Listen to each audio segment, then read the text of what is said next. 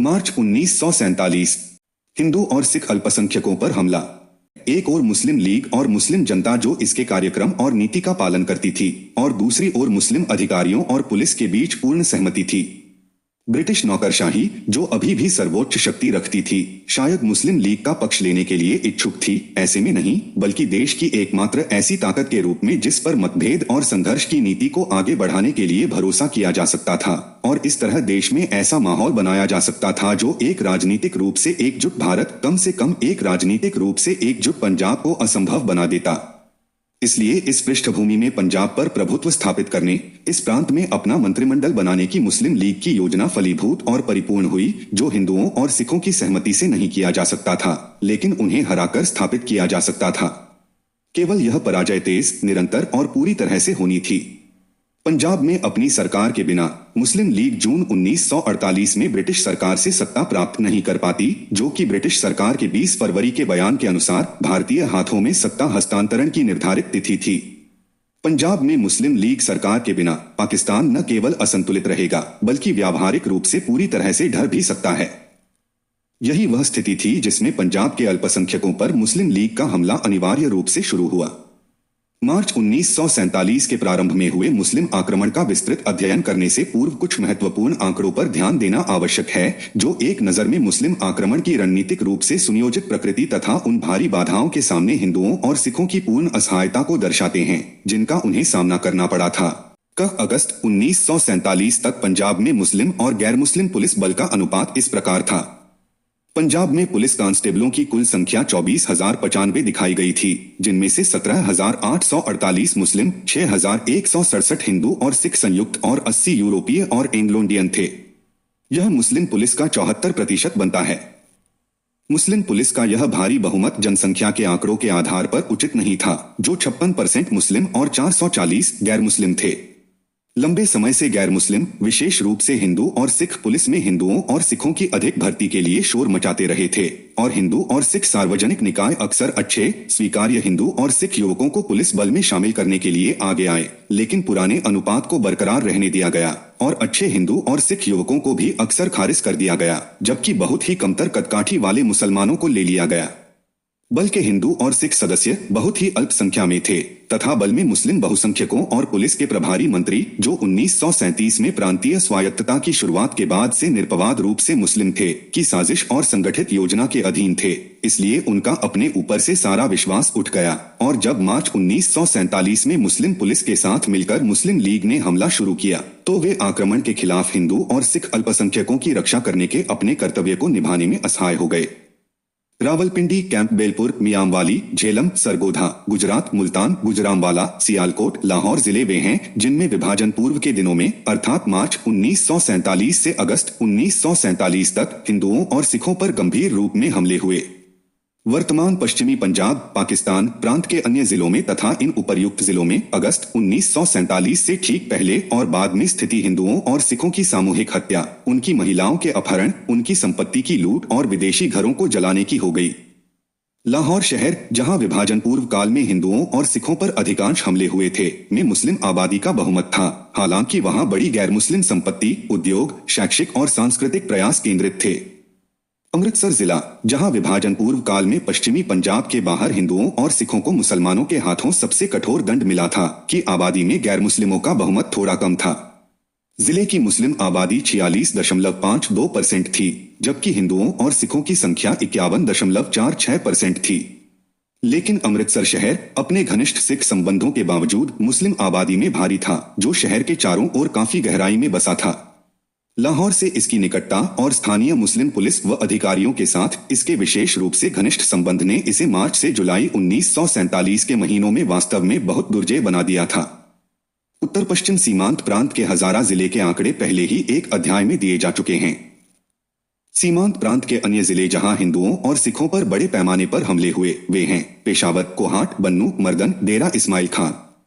उत्पीड़ित और घेरे हुए हिंदू और सिख आबादी के लिहाज से ये जिले पंजाब के रावलपिंडी डिवीजन के जिलों से भी बदतर स्थिति में थे। ये जिले कबायली अफगान इलाके से सटे थे, जहां हिंदू और सिख महिलाओं और अन्य लोगों का आसानी से अपहरण किया जा सकता था। इन बदकिस्मत लोगों के लिए भागना भी नामुमकिन था, क्योंकि ये पंजाब के हिंदू सिख इलाकों से मुस्लिम इलाकों की एक लंबी पट्टी से अलग थे, जहां से होकर पंजाब में अराजकता के उन भयानक महीनों में कोई भी गैर मुस्लिम सुरक्षित यात्रा नहीं कर सकता था। हालांकि सबसे पहले हमले लाहौर और अमृतसर में 4 और 5 मार्च 1947 को हुए थे, फिर भी अमृतसर में हिंदुओं और सिखों की संख्या मुसलमानों से ज्यादा नहीं थी। अमृतसर में शुरुआती दौर को छोड़कर हिंदुओं और सिखों ने जानमाल की सुरक्षा के लिए लड़ाई लड़ी। हालांकि यह लड़ाई असमान रही, जिसमें मुस्लिम पुलिस और अधिकारियों ने मुस्लिम हमलावरों का पूरा साथ दिया। लाहौर में 4,33,170 मुसलमानों की तुलना में 1,77,212 हिंदू और केवल 34,021 सिख थे। लेकिन सबसे ज्यादा तबाही और विनाश पश्चिमी जिलों मुल्तान, रावलपिंडी, कैंपबेलपुर, झेलम और सरगोधा में हुआ, जहां 5 मार्च से ही लीग के नेतृत्व वाली मुस्लिम भीड़ ने पूरी तैयारी और दृढ़ता के साथ गांवों में बिखरे असहाय हिंदुओं और सिखों पर हमला बोल दिया। आमतौर पर बड़ी मुस्लिम आबादी के बीच कुछ हिंदू और या सिख घरों पर हिंदुओं और सिखों के खिलाफ मुस्लिम लीग की कार्रवाई योजनाबद्ध थी। यह कई निर्विवाद कारकों से स्पष्ट होता है, जिनके तर्क से इनकार नहीं किया जा सकता।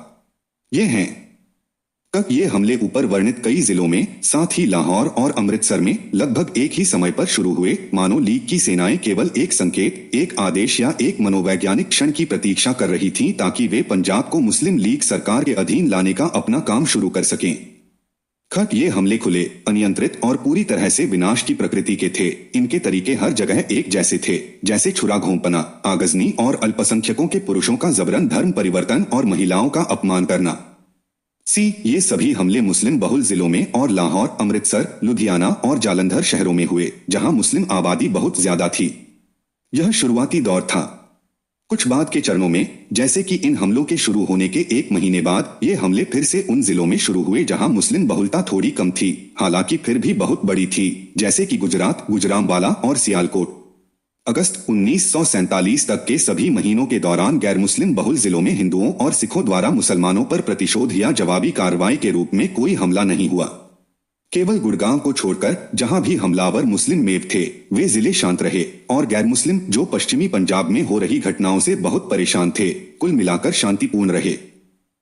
उपर्युक्त के परिणामस्वरूप अगस्त 1947 तक की अवधि में अमृतसर के अलावा पंजाब के पश्चिमी जिलों, उत्तर पश्चिमी सीमांत प्रांत, बलूचिस्तान और तबाह हो चुके लाहौर शहर से लगभग 10 लाख हिंदू और सिख शरणार्थी आए थे, जिनकी देखभाल शरणार्थी शिविरों में पंजाब सरकार, पंजाब के सिख राज्यों और हिंदू महासभा तथा शिरोमणि गुरुद्वारा प्रबंधक समिति जैसी संस्थाओं द्वारा की जानी थी। इस अवधि में कहीं भी बहुत कम मुस्लिम शरणार्थी थे। जो थोड़े बहुत थे, वे भी मुख्यतः अमृतसर से आए थे, जहां अगस्त तक अकेले हिंदू और सिख मुस्लिम आक्रमण के विरुद्ध जीवन रक्षा के लिए संघर्ष करने में सक्षम थे। मुसलमानों ने अपनी कार्रवाई की निम्नलिखित विशेषताओं के संबंध में अपनी आक्रामकता में योजना और तैयारी का और सबूत दिया। उनके पास हथियारों की अच्छी आपूर्ति थी, जैसे खंजर, तलवारें, भाले और यहाँ तक कि आग्नेयास्त्र भी। उनके पास छुरा घोंपने वालों और उनके सहायकों के दल थे, जो हमलावर को ढकते थे, पीड़ित पर घात लगाते थे और यदि आवश्यक हो तो उसके शरीर को नष्ट कर देते थे। इन दलों को मुस्लिम लीग द्वारा सब्सिडी दी जाती थी और कई मामलों में मारे गए हिंदुओं और सिखों की संख्या के आधार पर व्यक्तिगत हत्यारों को नकद भुगतान किया जाता था। जीपों में नियमित गश्त करने वाले दल भी थे, जो किसी भी भटके हुए हिंदू या सिख को निशाना बनाते और मार डालते थे। यह मुख्य रूप से लाहौर और अमृतसर शहरों की विशेषता थी। मुस्लिम हमलावरों के पास हर जगह प्रचुर मात्रा में पेट्रोल था। एक स्थान के लीगर्स और अन्य स्थानों के उनके विरोधियों और हर जगह मुस्लिम पुलिस और अधिकारियों के बीच समझौता उल्लेखनीय था। जब तक गैर मुस्लिम सेना दृश्य में नहीं आई, हिंदुओं और सिखों के लिए कोई राहत नहीं थी, क्योंकि मुस्लिम पुलिस ने मुस्लिम हमलावरों के खिलाफ कभी कार्रवाई नहीं की।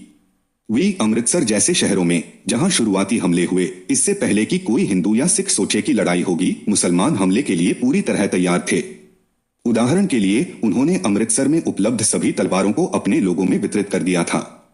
योजनाबद्ध आगजनी से इन दुकानों की रक्षा के लिए मुस्लिम दुकानों पर उर्दू में बड़े अक्षरों में मुस्लिम दुकान लिख दिया गया था और इसके अन्य स्पष्ट प्रमाण थे, जिनका उल्लेख तब किया जाएगा जब हम अमृतसर से जुड़ी घटनाओं का वर्णन करेंगे।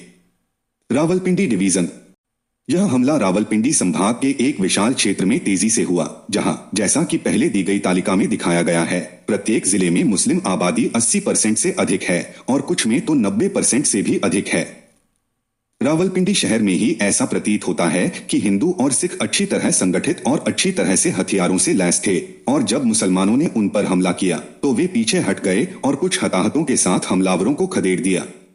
इस मारपीट ने इस शहर के मुसलमानों को एक अच्छा सबक सिखाया, और हालांकि हिंदुओं और सिखों को लंबे समय तक घेराबंदी झेलनी पड़ी, फिर भी उनकी हत्या और लूटपाट उस पैमाने पर नहीं हुई जिस पैमाने पर असुरक्षित और निहत्थे ग्रामीण इलाकों में हुई, जहां हिंदुओं और सिखों, खासकर सिखों का व्यापक नरसंहार हुआ था। 5 मार्च 1947 को लाहौर के हिंदू और सिख छात्रों पर हुए हमले की खबर सुनकर रावलपिंडी के हिंदू सिख छात्रों ने पंजाब में एक सांप्रदायिक मुस्लिम लीग मंत्रिमंडल बनाने के मुस्लिम प्रयास और हिंदू सिख छात्रों के अहिंसक जुलूस पर पुलिस की गोलीबारी के विरोध में एक जुलूस निकाला। इस जुलूस पर मुस्लिम लीग के लोगों ने हमला किया। यह एक खुली लड़ाई थी जिसमें मुसलमानों को भारी नुकसान उठाना पड़ा। फिर ग्रामीण इलाकों से एक विशाल मुस्लिम भीड़, जिसे इस क्षेत्र के एक मुस्लिम धार्मिक प्रमुख और नेता गोलरा के पीर द्वारा हिंदुओं और सिखों पर हमले के लिए उकसाया गया था, शहर पर टूट पड़ी। लेकिन हिंदुओं और सिखों ने अपने मोहल्लों में खाइयों में उनका मुकाबला किया, और इस लड़ाई में मुसलमानों को फिर से हार का सामना करना पड़ा। हालांकि रावलपिंडी के उपनगरों को जला दिया गया और लूट लिया गया, क्योंकि उनमें प्रतिरोध प्रभावी नहीं हो सका। शांति वार्ता के लिए मुस्लिम क्षेत्र में प्रवेश करने के लिए बहकाए जाने के बाद लाल कुर्ती मोहल्ले में मुसलमानों द्वारा 9 हिंदुओं और सिखों की विश्वासघाती रूप से हत्या कर दी गई। यह विश्वासघात द्वारा की गई हत्या का एकमात्र उदाहरण नहीं था, क्योंकि मार्च और विभाजन के बाद की अवधि में अन्य स्थानों पर भी ऐसी ही घटनाएं घटित हुई थीं। हालांकि रावलपिंडी के ग्रामीण इलाकों में यह मुसलमानों द्वारा बड़े पैमाने पर हमले और हिंदुओं व सिखों के व्यापक नरसंहार का मामला था। यह वर्णन कोई अतिशयोक्ति या भयावह तस्वीर पेश करने का प्रयास नहीं है। यह इस पुस्तिका के परिशिष्टों में संलग्न घटनाओं की तालिकाओं से पूरी तरह स्पष्ट होता है। मुसलमानों ने ग्रामीण इलाकों में रावलपिंडी शहर में मिली हार की सैकड़ों गुना भरपाई कर ली।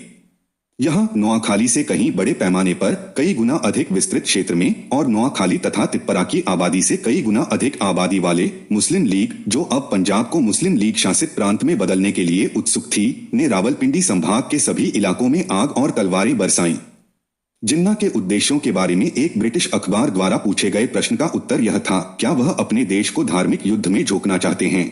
और इसका सबसे जोरदार जवाब था, हाँ। यह एक धार्मिक राजनीतिक युद्ध था, जिसमें पंजाब को किसी भी कीमत पर मुस्लिम लीग सरकार के लिए सुरक्षित बनाया जाना था, जिसे जून 1948 में ब्रिटिश सरकार से सत्ता प्राप्त करनी थी। रावलपिंडी के गांवों पर हमला 7 मार्च 1947 को शुरू हुआ और बिना रुके या हफ्तों तक गांव बदर गांव, जहां भी हिंदू और सिख मिले, जारी रहा। जब एक उपक्षेत्र से हिंदू और सिख निवासियों को हटा दिया गया तो हिंदुओं और सिखों पर युद्ध दूसरे क्षेत्र में फैल गया, और इसी तरह मार्च के अंत तक रावलपिंडी, कैंपबेलपुर और झेलम जिलों की बची हुई हिंदू और सिख आबादी को बेसहारा अवस्था में शरणार्थी शिविरों में स्थानांतरित कर दिया गया, जो पूरे पंजाब, सिख राज्यों और यहाँ तक कि उत्तर प्रदेश में भी स्थापित किए गए थे। इस क्षेत्र के बड़े शहरों में अभी भी हिंदू और सिख थे, लेकिन वे घेराबंदी की स्थिति में रह रहे थे और अपने घरों से बाहर नहीं निकल सकते थे। यात्रा करना या अन्यथा घूमना तो बहुत दूर की बात थी। रावलपिंडी जिले के 128 गांवों में, जिन पर 7 मार्च 1947 से शुरू होकर कई दिनों तक हमले हुए, 7000 हिंदुओं और सिखों के मारे जाने की रिपोर्ट दर्ज की गई है। कुछ मामलों में सभी हताहतों का पता नहीं लगाया जा सका है या उन्हें दर्ज नहीं किया जा सका है। घायलों की संख्या भी बढ़ी रही है। हालांकि जब ये हमले हुए तो हमलावरों ने जरा भी दया नहीं दिखाई और जो उनके हाथ लगे उन्होंने बड़ी बेरहमी से खत्म कर दिया। मारे गए और घायल हुए लोगों के अलावा लगभग 1000 हिंदू और सिख महिलाओं का अपहरण किया गया, जिनके साथ बलात्कार किया गया और उन्हें इस तरह अपमानित किया गया कि सभ्यता या धर्म का जरा भी नामो निशान न रहे तो कोई भी शर्मिंदा हो जाएगा। महिलाओं के साथ उनके पति, भाई, पिता और बेटों की मौजूदगी में बलात्कार किया गया। बाद में उन्हें मुसलमानों में रखैल के रूप में रखने के लिए बांट दिया गया या उनसे जबरन शादी कर ली गई। बड़ी संख्या में लोगों को कबायली इलाकों में ले जाया गया और उनका कोई पता नहीं चला। लगभग सभी मामलों में घरों को जला दिया गया और संपत्ति लूट ली गई।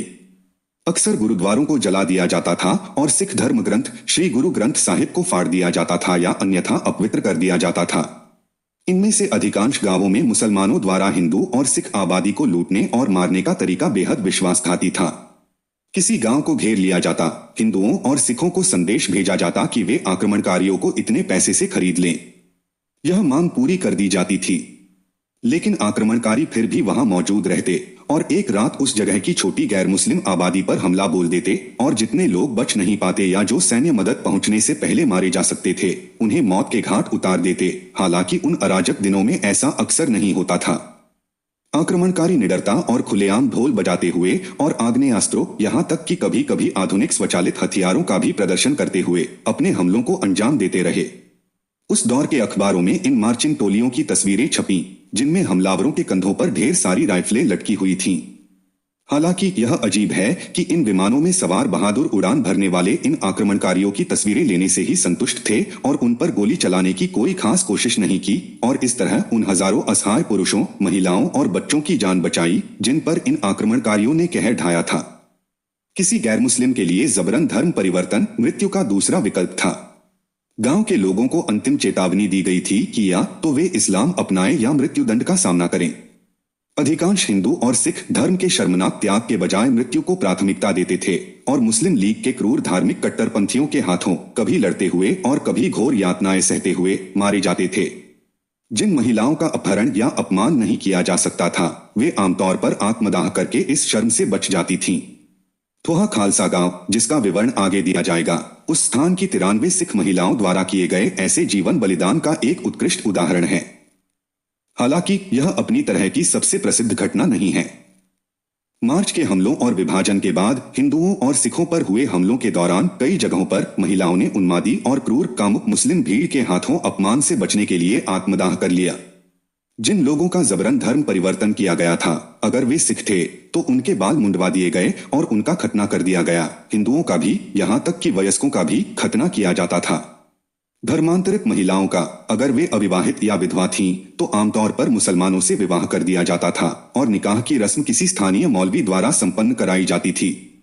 मार्च 1947 में रावलपिंडी और सीमांत प्रांत से बड़ी संख्या में ऐसे मुंडन किए हुए सिख शरणार्थी अमृतसर, पटियाला और अन्य स्थानों पर पहुंचे। हमलावरों ने छोटे बच्चों को भी नहीं बख्शा। यह नग्न हैवानियत शैतानी नृत्य कर रही थी।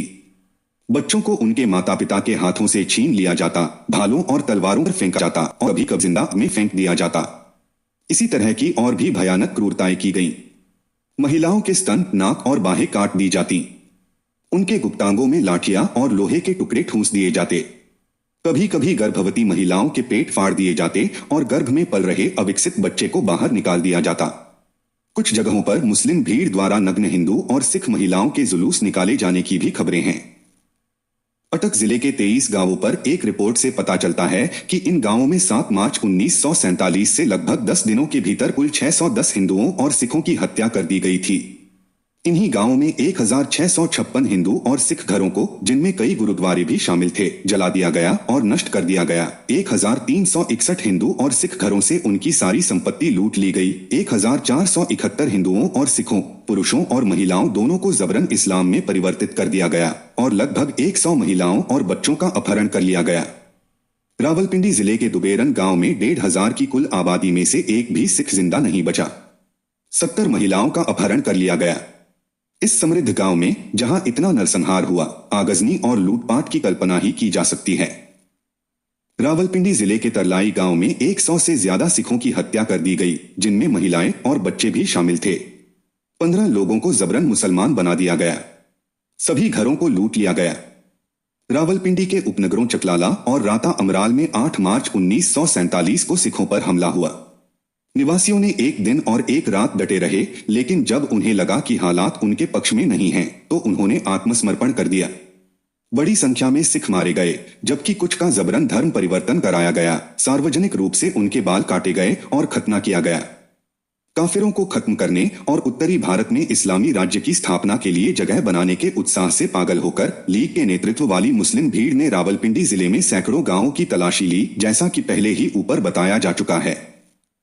भागपुर में पूरी सिख आबादी का सफाया कर दिया गया। महिलाओं और बच्चों को भी नहीं बख्शा गया। गुरुद्वारा जला दिया गया। बेवाल में एक गुरुद्वारे में शरण लिए हुए 400 हिंदुओं और सिखों को गुरुद्वारे में आग लगाकर जिंदा जला दिया गया। थमाली खारी में 400 सिख मारे गए। एक गुरुद्वारा और एक स्कूल की इमारत जलाकर राख कर दी गई। वहां की आबादी में से केवल 20 लोग ही बच पाए। नकराली गांव में लगभग 2 दर्जन सिख मारे गए और कुछ महिलाओं ने आक्रमणकारी मुसलमानों के हाथों अपमान से बचने के लिए आत्मदाह कर लिया। 40 सिखों का जबरन धर्म परिवर्तन किया गया। गुरुद्वारे को लूटा गया और जला दिया गया। मुगल गांव में 141 सिख मारे गए और वहां की आबादी में से केवल 1 दर्जन ही बच पाए। गुरुद्वारा जला दिया गया। 12 मार्च 1947 को थोहा खालसा में लंबे और वीरतापूर्ण प्रतिरोध के बाद 200 सिख मारे गए। महिलाओं से इस्लाम अपनाने का आग्रह किया गया, लेकिन उनमें से 93 वृद्ध और युवा ने अपमान से बचने के लिए एक कुएं में डूबकर आत्महत्या कर ली और उन्होंने ऐसा ही किया। इस त्रासदी से स्तब्ध मुस्लिम आक्रमणकारी वहां से भाग गए। थोड़ी देर बाद सेना पहुंची और बचे हुए लोगों को बचाया। इस घटना का विस्तृत विवरण परिशिष्ट में देखें। शिक्षा और परोपकार के लिए प्रसिद्ध सयाद गांव में लगभग 30 सिखों की हत्या कर दी गई। कुछ का जबरन धर्म परिवर्तन कराया गया। उस जगह का गुरुद्वारा जला दिया गया। 8 मार्च 1947 को अदियाला गांव में दिन दहाड़े ढोल बजाते हुए मुस्लिम भीड़ इकट्ठा हुई। आक्रमणकारियों ने खुद पर सिखों के हमले का झूठा दावा किया और इस बहाने हिंदू और सिख इलाकों में लूटपाट शुरू कर दी, जो उन्होंने खूब की। हिंदुओं और सिखों को ढूंढ ढूंढ कर जिंदा जला दिया गया, चाकू घोंप दिए गए या गोली मार दी गई। मारे गए लोगों की संख्या 100 से ज्यादा थी। 40 लोगों का जबरन धर्म परिवर्तन कराया गया। मुस्लिम पुलिस इस पूरे नरसंहार को देखती रही और उसने कुछ नहीं किया। गुजर खान तहसील के गोरसिया गांव पर 600 लोगों की भीड़ ने हमला किया, जिन्हें मुस्लिम लीग के मुल्लाओं ने यह समझाया था कि हिंदुओं और सिखों की हत्या करना पवित्र कर्म है। इस गांव में कई सिख मारे गए और बड़े पैमाने पर लूटपाट हुई। इन गांवों में अधिकांश मामलों में मुस्लिम भीड़ की लूटपाट पर रोक सेना के कुछ देर से पहुंचने के बाद ही लग पाई। मंदरा में हमला 9 मार्च को हुआ। हिंदुओं और सिखों के घरों और दुकानों में बड़े पैमाने पर लूटपाट और आगजनी हुई। 200 सिख मारे गए, 40 अन्य लापता हैं और संभवतः जान बचाने के लिए भागते समय मारे गए। गुरुद्वारा और स्कूल को जला दिया गया। 8 मार्च को कहुटा में 60 सिखों की हत्या कर दी गई और सिखों व हिंदुओं के घरों को बड़े पैमाने पर लूटा गया। इस गांव से 500 महिलाओं का अपहरण कर लिया गया। गुरुद्वारे को जला दिया गया। ऐसा प्रतीत होता है कि गुरुद्वारों और स्कूलों को जलाना, जहां कहीं भी स्थित हो, इन हिंसक भीड़ की योजना का एक सुनियोजित हिस्सा था, जो सिखों और हिंदुओं को नष्ट करने और ऐसा न करने पर अपमानित करने पर तुले हुए थे। सुखों में, जहां सिखों ने कड़ा प्रतिरोध किया, एक बालिका विद्यालय और एक गुरुद्वारा जला दिया गया। दौलताला में भी सिखों ने बहुत कड़ा प्रतिरोध किया। टेंच और हरनाली में लगभग 2 दर्जन सिखों की हत्या कर दी गई और उनके साथ क्रूरता की गई। इन जगहों से लगभग 30 महिलाओं का अपहरण कर लिया गया और गुरुद्वारों को जला दिया गया। हरियाल में लगभग 20 सिखों की हत्या कर दी गई और 40 का अपहरण कर लिया गया। गुरुद्वारे को जला दिया गया।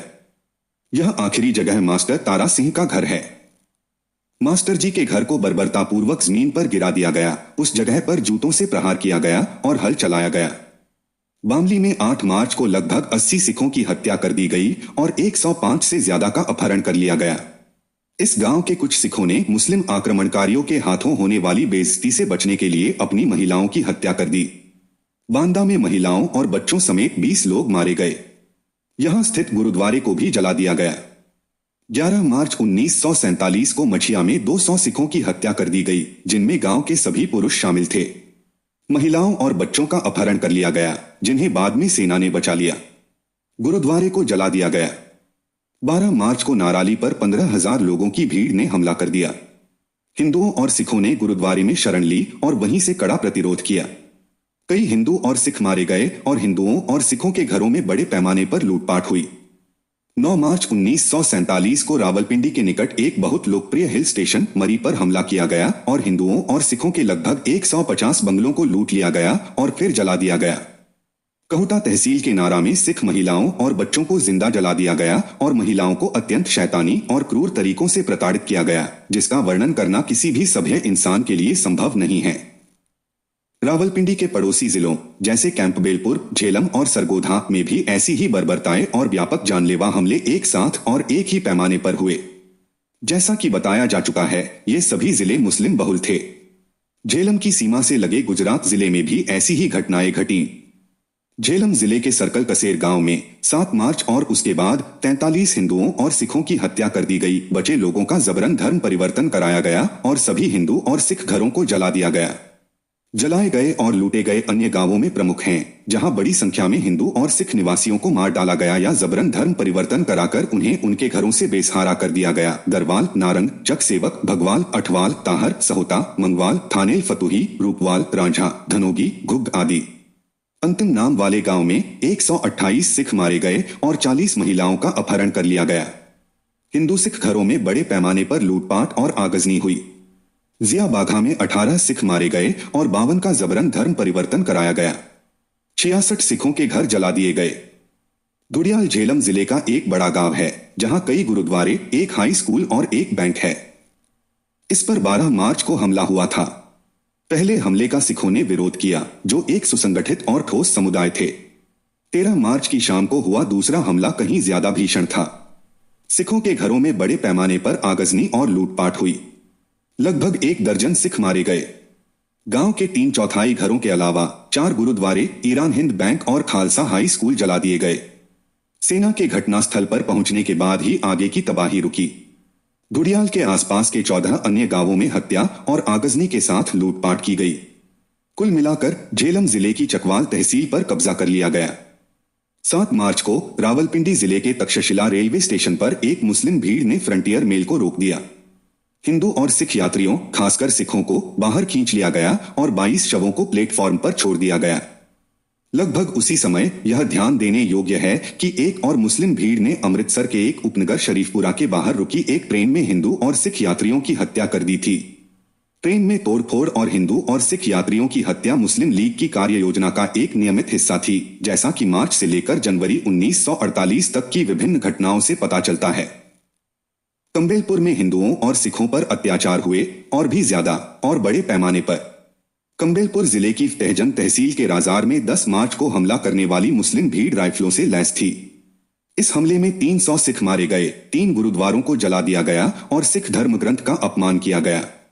इस जगह पर महिलाओं और बच्चों सहित 116 सिखों को एक गुरुद्वारे के अंदर जिंदा जला दिया गया। 95 महिलाओं का अपहरण कर उनका जबरन मुसलमानों से निकाह करा दिया गया। सभी सिख घरों को जला दिया गया और लूट लिया गया। इस जिले के पांड और टाली पांडी गांवों में 9 मार्च को बड़े पैमाने पर सिखों के घरों को लूटा और जला दिया गया। सिखों को इस्लाम अपनाने की चेतावनी दी गई और बड़ी संख्या में सिखों का जबरन धर्म परिवर्तन कराया गया। जिन सिखों ने धर्म परिवर्तन नहीं किया, उन्हें बेरहमी से मार डाला गया, जिनमें बूढ़ी औरतें और बच्चे भी शामिल थे। कुछ को जिंदा भी जला दिया गया। झान गांव में पूरी हिंदू और सिख आबादी का सफाया कर दिया गया। परियाल में कुल 160 की आबादी में से 150 हिंदुओं और सिखों को गुरुद्वारे में शरण लेते समय जिंदा जला दिया गया। चक्री और ढेरी गांवों में सिखों ने भारी संख्या में लोगों के खिलाफ लड़ाई लड़ी और कई मारे गए। कैंपबेलपुर जिले के जंड, कनाट और बसल में बड़े पैमाने पर आगजनी हुई और हिंदुओं और सिखों को भारी नुकसान हुआ। दहशतजदा निवासियों ने अधिकारियों से कई दयनीय अपीलें की, लेकिन ऐसी अपीलें शायद ही कभी उन लोगों को बचाने में मददगार साबित हुई जिन्होंने अपीलें की थीं।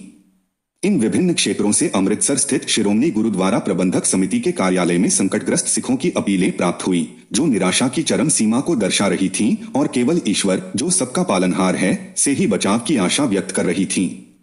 हालांकि समिति इस स्थिति में पूरी तरह से असहाय थी, क्योंकि केवल एक मजबूत सरकार ही, जो अराजकता को बेरहमी से रोकने के लिए दृढ़ संकल्पित हो, ही कोई मदद कर सकती थी।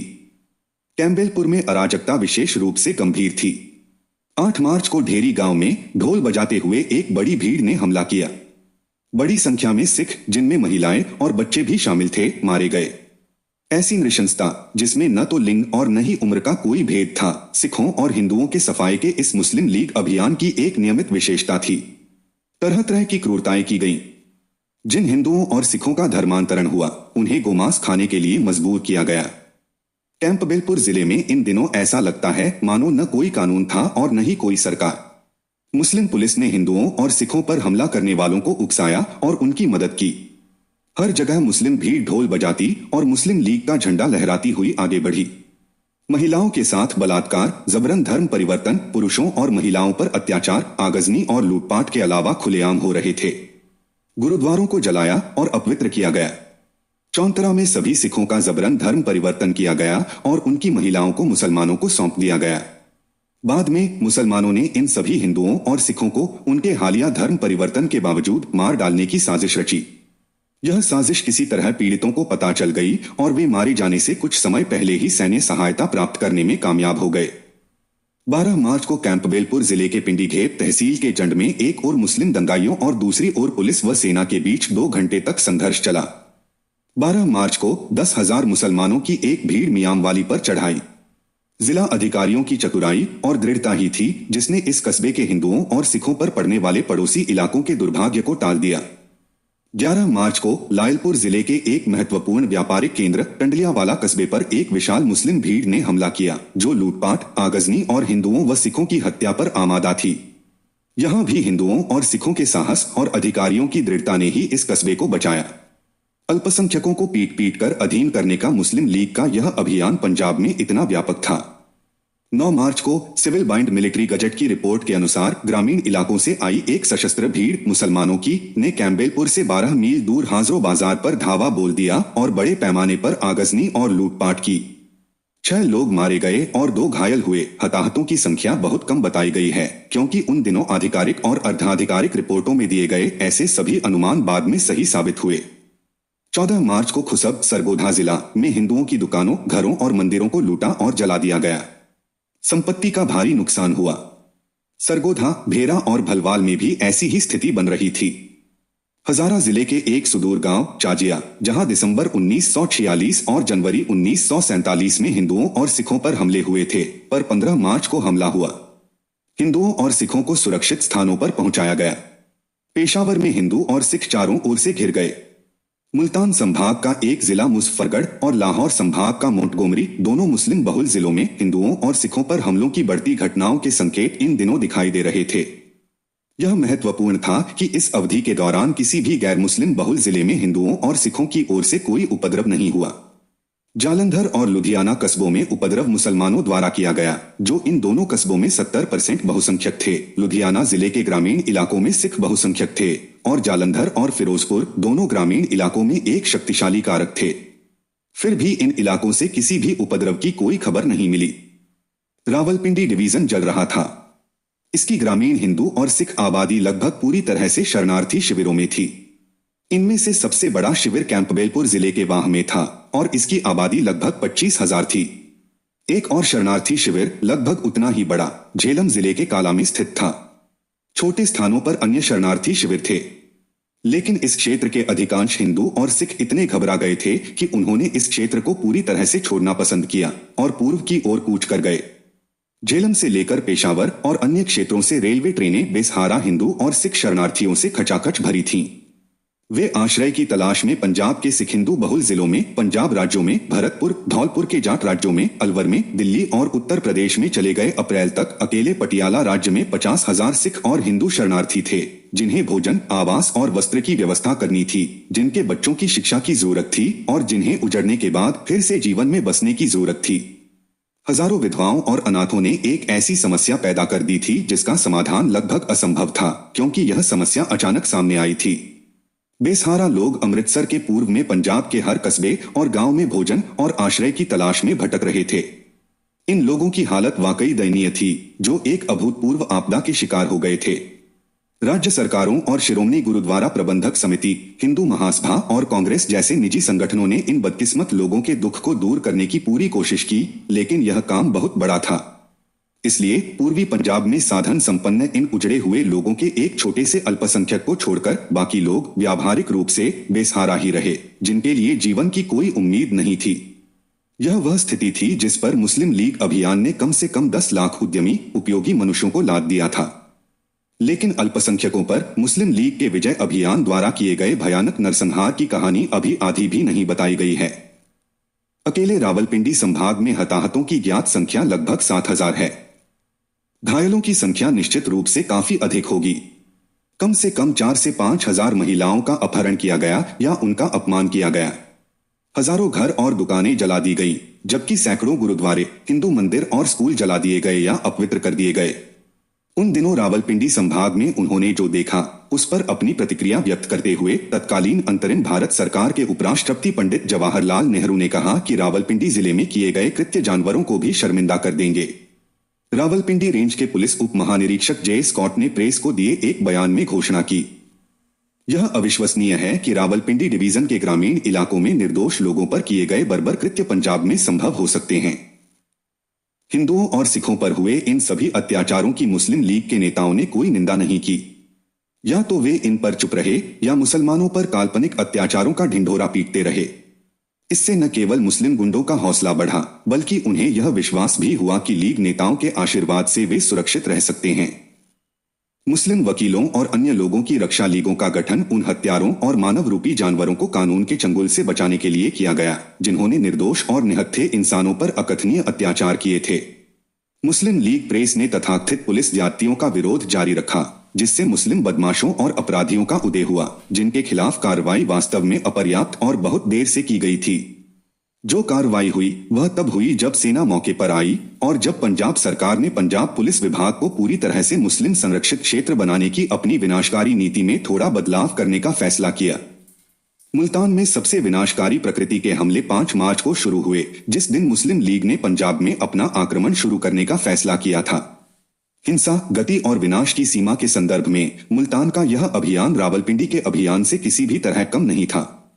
दोनों ही क्षेत्रों में हिंदू और सिख अल्पमत में थे और मुस्लिम आबादी बहुत उग्र थी। मुल्तान शहर में ही हमला 5 मार्च को हुआ। पंजाब में एक सांप्रदायिक मुस्लिम लीग मंत्रिमंडल के गठन के विरोध में निकाले गए हिंदू और सिख छात्रों के एक जुलूस पर पुलिस की मदद से एक मुस्लिम भीड़ ने अचानक और क्रूरतापूर्वक हमला कर दिया। इस जुलूस में शामिल कई छात्र मारे गए। फिर यह भीड़ शहर के हिंदू और सिख इलाकों पर टूट पड़ी। एक मामूली अनुमान के अनुसार पहले दिन 300 हिंदू और सिख मारे गए और 500 घायल हुए। मुस्लिम भीड़ का नेतृत्व एक सैयद या मुस्लिम संत कर रहे थे, जो कथित तौर पर इस्लाम के पैगंबर के वंशज थे और एक सफेद घोड़े पर सवार होकर काफिरों के विनाश के लिए ईमानदारों को प्रेरित कर रहे थे। पुलिस यह सब देख रही थी और उस घटना को रोकने के लिए अपनी उंगली तक नहीं हिलाई, जिसे थोड़े समय में कड़ी कार्रवाई से रोका जा सकता था। मुस्लिम लीग का दुष्प्रचार इतना जहरीला था और लीग ने मुस्लिम गुस्से को इतना भड़का दिया था कि भीड़ ने टीबी अस्पताल में हिंदू और सिख मरीजों को भी नहीं बख्शा। पूरे परिवारों को मौत के घाट उतार दिया गया और गैर मुस्लिम होने के जरा से भी संदेह पर एक व्यक्ति को मार डाला गया। पंजाब प्रांतीय कांग्रेस कमेटी के अध्यक्ष डॉक्टर सैफुद्दीन किचलू उस दुर्भाग्यपूर्ण रात मुल्तान के सेठ कल्याण दास के घर मेहमान थे। डॉक्टर किचलू के मेजबान और उनके पूरे परिवार का कत्लेआम कर दिया गया और डॉक्टर की जान तभी बची जब उन्होंने हमलावरों को यह साबित कर दिया कि वे मुसलमान हैं। हिंदुओं की दुकानों को बड़े पैमाने पर लूटा और जला दिया गया। 1 दर्जन से ज्यादा सिख और हिंदू धर्मस्थलों को भी जला दिया गया और अपवित्र किया गया। हिंदुओं के 8 कारखाने लूट लिए गए और आग लगाकर नष्ट कर दिए गए। हिंदुओं और सिखों के घरों को जलाकर राख कर दिया गया। यह उपद्रव मुल्तान के ग्रामीण इलाकों में भी फैल गया। पुलिस के ट्रक जो पीड़ितों की मदद के लिए इधर उधर घूमते थे, असल में मुस्लिम गुंडों को ग्रामीण इलाकों में लाने ले जाने के लिए इस्तेमाल किए गए थे। मुल्तान की शुजाबाद तहसील में 7 मार्च को अलीवाला गांव के हिंदुओं पर हमला किया गया। बड़े पैमाने पर हिंदुओं की हत्या हुई। इसके साथ ही छज्जू शाह, मोचीपुरा और भोजेवाला गांवों के हिंदुओं पर भी हमले किए गए। यह सब गांव-गांव में मुसलमानों द्वारा हिंदुओं को कुरान की सुरक्षा का आश्वासन दिए जाने के बाद किया गया। हिंदू महिलाओं के साथ छेड़छाड़ और अपहरण किया गया। इस तहसील के कुल 50 गांवों में लूटपाट, आगजनी, हत्या और महिलाओं का अपहरण किया गया। महिलाओं के कान, नाक और स्तन काट दिए गए और उनके पति, भाई, पिता और पुत्रों की उपस्थिति में उनके साथ बलात्कार किया गया। जो हिंदू शांति का संदेश लेकर मुसलमानों के पास गए, उनकी इन लीगी गिरोहों द्वारा क्रूरतापूर्वक और निंदनीय तरीके से हत्या कर दी गई। हिंदुओं का बड़े पैमाने पर जबरन धर्मांतरण हुआ। अनुमान है कि इस जिले में लगभग 500 वर्ग मील के क्षेत्र में हिंदुओं का सफाया कर दिया गया था। जिन प्रमुख गांवों में यह विनाश हुआ, उनमें ट्रक्कर, मटोथ, बस्ती अहीर, झक्कड़, बिरखी, लश्करीवाला और शूरवान शामिल हैं। लाहौर में हिंदुओं और सिखों पर हमले मुल्तान से एक दिन पहले ही यानी 4 मार्च को शुरू हो गए थे। हिंदू और सिख छात्रों ने पंजाब पर एक विशुद्ध सांप्रदायिक मुस्लिम लीग मंत्रिमंडल थोपने के प्रयास के विरोध में जुलूस निकाला। पुलिस और अधिकारियों ने जनवरी-फरवरी 1947 के मुस्लिम लीग आंदोलन की प्रगति पर 34 दिनों तक नजर रखी थी। कुल मिलाकर, जैसा कि ऊपर बताया गया है, पुलिस ने इस आंदोलन को बेहद नरम और यहां तक कि अपर्याप्त तरीके से निपटाया, जिससे हिंसा से अछूता आंदोलन जल्द ही हिंसक हो गया। यह किसी भी समय, यहाँ तक कि अपनी शुरुआत में भी, उस अर्थ में अहिंसक नहीं था जिस अर्थ में कांग्रेस के संघर्ष अहिंसक थे, क्योंकि लीग के आंदोलनकारियों द्वारा गंदी और अपमानजनक गालियां, भड़काऊ हिंदू सिख विरोधी नारे, गैर मुसलमानों को मुस्लिम आंदोलनकारियों में शामिल होने के लिए मजबूर करना आदि स्वाभाविक रूप से अपनाए गए थे। लेकिन पुलिस ने पूरे समय लीग नेताओं की अस्थायी गिरफ्तारियां करने, कभी कभी लीग के जुलूसों पर आंसू गैस छोड़ने और ऐसे ही अन्य हल्के उपायों से ही अपना काम चलाया। केवल तभी जब पुलिस पर हमला हुआ, लाठीचार्ज और गोलीबारी हुई। यह सब इसलिए हुआ क्योंकि पुलिस और प्रशासनिक अधिकारी मुस्लिम लीग के समर्थक थे और वास्तव में वे पूरी तरह से निराश थे। उनसे निष्पक्ष न्याय की उम्मीद नहीं की जा सकती थी। वे पंजाब में पाकिस्तान की स्थापना के लिए अनुकूल माहौल बनाना चाहते थे और उन्होंने मुस्लिम लीग के आंदोलन को, जिसका उद्देश्य वास्तव में पाकिस्तान के अग्रदूत मुस्लिम लीग मंत्रिमंडल की स्थापना करना था, और अधिक से अधिक अप्रतिरोध्य होने दिया। पंजाब पर पाकिस्तान थोपने की कोशिश के विरोध में हिंदुओं और सिखों द्वारा निकाले गए जुलूस के पहले ही दिन पुलिस का व्यवहार एकदम बदल गया। हिंदू और सिख छात्रों का यह जुलूस पूरी तरह अहिंसक था। इसमें सिर्फ नारे लगाए गए, लेकिन ये नारे किसी भी तरह से मुसलमानों के खिलाफ नहीं थे। इस बात का कोई सबूत नहीं था कि यह आंदोलन हिंसक होगा या इसमें शांति के लिए कोई खतरा पैदा करने वाली कोई संभावना होगी। यह एक संवैधानिक आंदोलन था। फिर भी पुलिस ने इस जुलूस पर गोलीबारी की और कई छात्र मारे गए, कई घायल हुए। सिख नेता ज्ञानी करतार सिंह के शब्दों में, यह पुलिस की मदद से पाकिस्तान विरोधी विचारधारा को कुचलने का एक प्रयास था। उन्होंने आगे कहा, मुस्लिम लीग के 34 दिनों के आंदोलन के दौरान पुलिस ने लाहौर में एक भी दिन गोलीबारी नहीं की। यह आश्चर्यजनक है कि वे हमारी एक भी बैठक को बर्दाश्त नहीं कर सके। पंजाब में मुस्लिम लीग राज स्थापित करने के प्रयासों के विरुद्ध हिंदू सिख विरोध को कुचलने में पुलिस अपने लीग समर्थक पूर्वाग्रह से प्रेरित अति उत्साह और पहल के साथ काम कर रही थी। यह गठबंधन सरकार के गैर मुस्लिम मंत्रियों द्वारा जारी बयान से पता चलता है। गठबंधन सरकार ने 2 मार्च को इस्तीफा दे दिया था और 4 मार्च को विरोध स्वरूप काम करना भी बंद कर दिया था। इस बयान से साफ जाहिर होता है कि पुलिस और अधिकारी सरकार से निर्देश नहीं ले रहे थे, जिसे अभी भी काम करना था, बल्कि मुस्लिम लीग की सेना की तरह काम कर रहे थे। गैर मुस्लिम मंत्रियों ने 4 मार्च शाम को प्रेस को दिए अपने पत्र में कहा, हम सामान्य परंपराओं के अनुसार प्रधानमंत्री के साथ उनकी कार्यवाहक सरकार में बने रहने पर सहमत हुए थे, लेकिन गुरुवार को लाहौर में हुई गोलीबारी और उपद्रव, जिसके परिणामस्वरूप कई लोग हताहत हुए, ने हमें प्रधानमंत्री को अपना इस्तीफा सौंपने के लिए बाध्य कर दिया है, क्योंकि हम महसूस करते हैं कि हम अब स्थिति की पूरी जिम्मेदारी लेने की स्थिति में नहीं हैं। जहां एक ओर पुलिस हिंदुओं और सिखों को कुचलने और डराने धमकाने की कोशिश कर रही थी और पाकिस्तान की स्थापना के विरोध को खत्म करने की कोशिश कर रही थी, वहीं दूसरी ओर लाहौर की मुस्लिम आबादी महीनों से हिंदुओं और सिखों पर हमले की तैयारी कर रही थी। अब तक इसे केवल गठबंधन सरकार के दंगों को सख्ती से दबाने के दृढ़ संकल्प के कारण ही रोका जा सका था। मुसलमानों ने कुछ समय से सभी प्रकार के हथियार, पेट्रोल और अन्य आग लगाने वाले पदार्थ, हेलमेट और यहां तक कि जीपें भी इकट्ठा करके रख ली थीं। 4 मार्च और उसके बाद जब पंजाब के उन सभी जिलों में हिंदुओं और सिखों पर एक व्यापक और बहुआयामी हमला होने वाला था, जहां लीग एक सफल लड़ाई के लिए अनुकूल स्थिति में थी, तब उन्हें उनकी जरूरत के विरुद्ध रखा जा रहा था। इसलिए मुस्लिम गुंडे शहर के अंदर और शहर के एक बड़े और घनी आबादी वाले मुस्लिम इलाके मोची गेट के रास्ते से सटे चौक मट्टी में एक हिंदू सिख जुलूस पर टूट पड़े।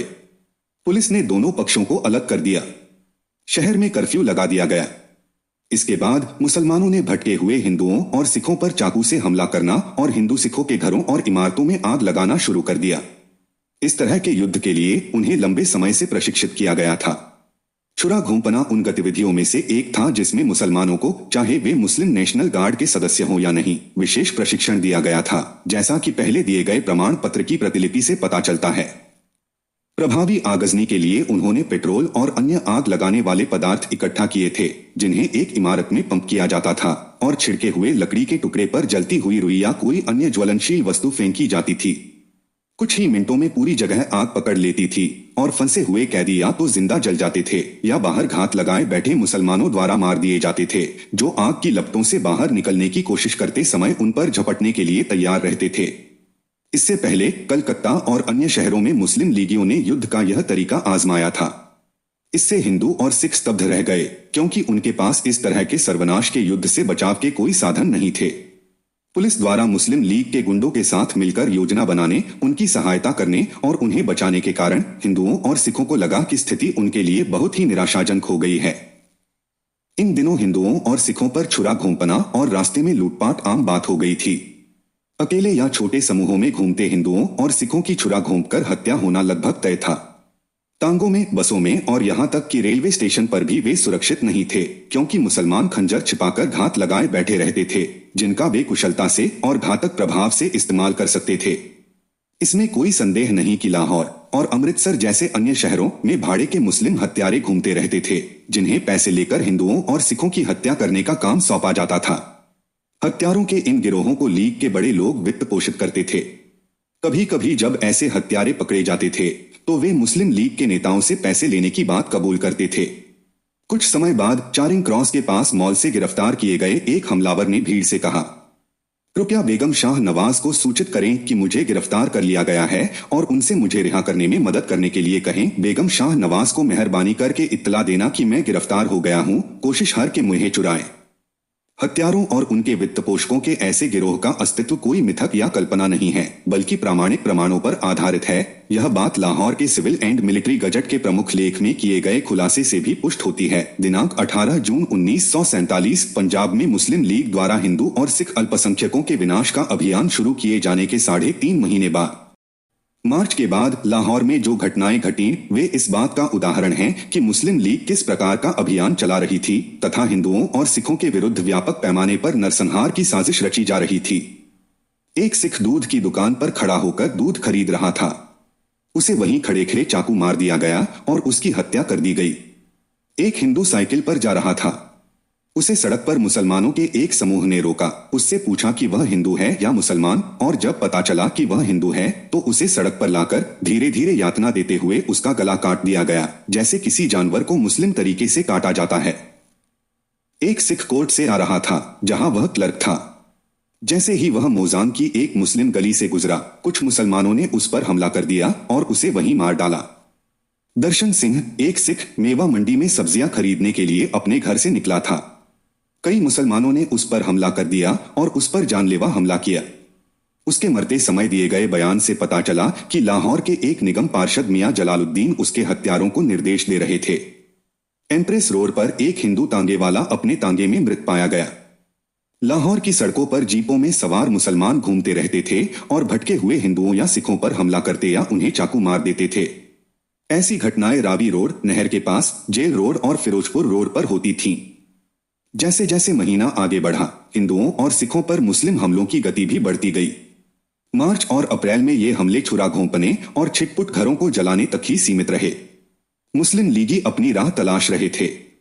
रावलपिंडी डिवीजन और मुल्तान डिवीजन के कुछ हिस्सों में अल्पसंख्यकों का सफाया काफी हद तक हो जाने और अमृतसर के एक बड़े हिस्से के तबाह हो जाने के बाद मुस्लिम लीगियों ने बड़े पैमाने पर हत्या, लूट और आगजनी के तरीकों से हिंदुओं और सिखों को लाहौर से बाहर निकालने का फैसला किया, जिसमें पुलिस ने भी पूरी तत्परता से सहयोग किया।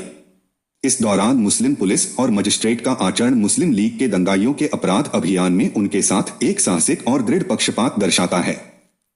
यह लाहौर के एक मजिस्ट्रेट MG चीमा के मामले में देखा गया, जिन्होंने लाहौर के चारदीवारी वाले शहर के एक बड़े और घनी आबादी वाले हिंदू सिख हिस्से को बर्बाद करने में मदद की और उसे पूरा करवाया। मई में हिंदुओं और सिखों पर हमले बहुत बड़े पैमाने पर हुए। नियमित रूप से आगजनी, हत्या और लूटपाट शुरू हो गई। 18 मई को लाहौर के एक उच्च मुस्लिम बहुल इलाके मोजान के मुसलमानों ने हिंदू और सिख निवासियों पर हमला किया। कहा जाता है कि मुस्लिम भीड़ की संख्या 10,000 थी और उन्हें राइफलें दी गई थीं, जिनके बारे में रिपोर्ट में कहा गया है कि ये राइफलें मोजान थाने के शस्त्रागार से एक मुस्लिम सब इंस्पेक्टर के सौजन्य से आई थीं। इस प्रकार उधार दिए गए हथियार उपयोग के बाद वापस किए जाने थे। कई हिंदू और सिख इमारतों में आग लगा दी गई और मोजान इलाके में घूमना किसी भी हिंदू या सिख के लिए बेहद जोखिम भरा हो गया। उसी दिन ग्रैंड ट्रंक रोड पर सिख नेशनल कॉलेज के सामने स्थित हिंदुओं और सिखों के बंगलों में आग लगा दी गई। इसी इलाके में हिंदू मजदूरों की झोपड़ियां भी जला दी गईं। मस्ती गली इलाके में एक हिंदू मंदिर जला दिया गया। अकबरी मंडी और कूचा पटपटिया में हिंदुओं के घरों में आग लगा दी गई। शाही मोहल्ला, शाही मस्जिद के पास एक घनी आबादी वाला मुस्लिम इलाका के पास एक गैर मुस्लिम की हत्या कर दी गई और उसके शव पर पेट्रोल छिड़ककर आग लगा दी गई। अमृतसर जाने वाली सड़क पर शालीमार गार्डन के पास लाहौर के एक मुस्लिम उपनगर बागबानपुरा के मुसलमानों ने अपने पड़ोसी गैर मुस्लिम इलाकों सिंहपुरा और भारत नगर पर हमला किया।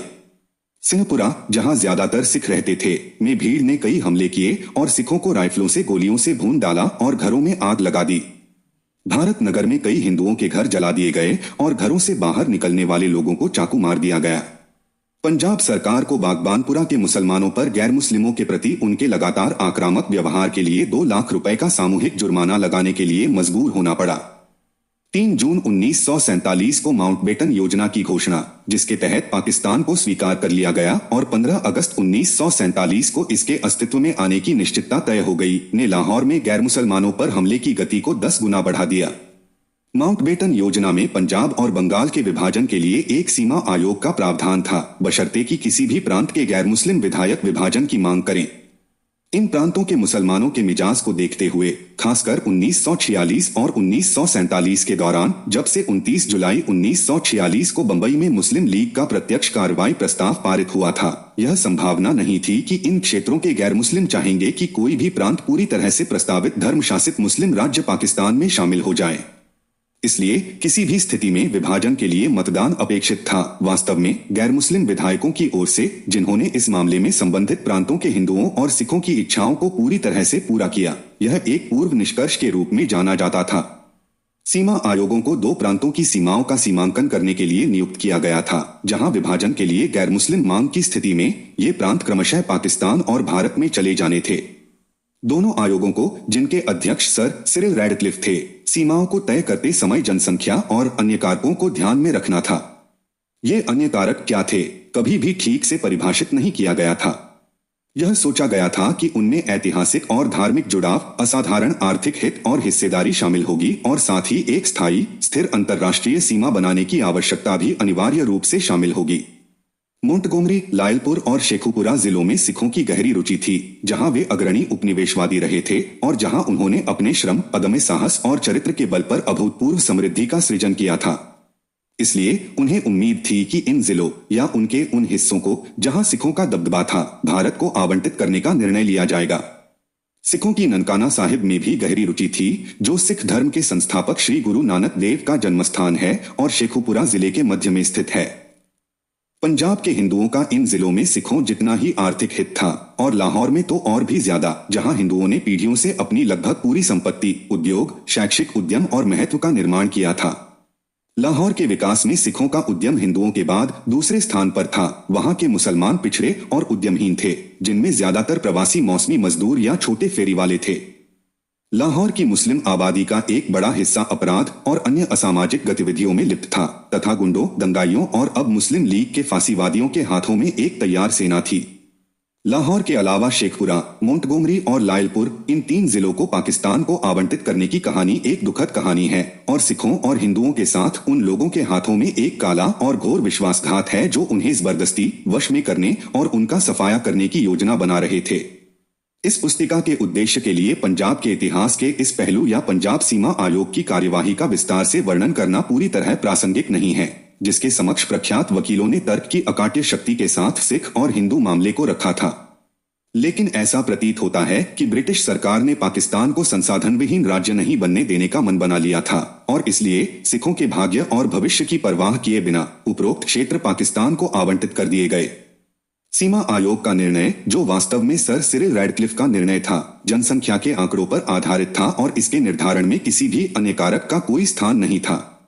और इस प्रकार सिखों को न केवल 2 टुकड़ों में काट दिया गया, बल्कि उनकी सर्वोत्तम भूमि और पवित्रतम तीर्थस्थान तथा संभवतः उनकी जनसंख्या का सबसे उद्यमी भाग भी भेड़ियों के सामने फेंक दिया गया। सीमा आयोग का निर्णय 17 अगस्त 1947 को सार्वजनिक किया गया। 3 जून को माउंटबेटन योजना की घोषणा के बाद से ही सीमा के बारे में अटकलें लगाई जा रही थीं। ऐसा प्रतीत होता है कि मुसलमान इस बात पर अड़े थे कि न केवल लाहौर बल्कि अमृतसर, जालंधर और पूर्वी पंजाब के कई अन्य जिलों के कुछ हिस्से भी पाकिस्तान में शामिल होने चाहिए। उनके पास शायद एक दीर्घकालिक योजना भी थी, जिसके संकेत हमें इस बात से मिलते हैं कि कैसे मुसलमानों ने पंजाब के पैमाने पर दिल्ली के हिंदुओं और सिखों पर हमले की तैयारी की। वह योजना स्पष्ट रूप से भारतीय डोमिनियन की भावी सरकार के विरुद्ध मुस्लिम असंतोष और विद्रोह के केंद्र बनाना और पूर्वी पंजाब, दिल्ली और जो कुछ भी पाकिस्तान के हाथ में आ सकता था उस पर कब्जा करने का रास्ता तैयार करना था। कश्मीर को इसमें शामिल करने से पश्चिमी तरफ पाकिस्तान का साम्राज्य कम से कम यमुना से पश्चिम की ओर फैल जाएगा। यही महत्वाकांक्षी पाकिस्तान योजना थी। ऐसी योजना को सफल बनाने के लिए यह अत्यंत आवश्यक था कि हिंदुओं और सिखों को पूरी तरह से परास्त किया जाए और जहां तक हो सके मुस्लिम क्षेत्र से खदेड़ दिया जाए, जिसे यमुना तक फैलाने के लिए डिजाइन किया गया था। जहां माउंटबेटन की घोषणा के अनुसार हिंदुओं और सिखों पर मार्च से मई के हमलों ने पाकिस्तान को एक वास्तविकता बना दिया था, वहीं जून के बाद के हमलों का एक और भी बड़ा उद्देश्य था।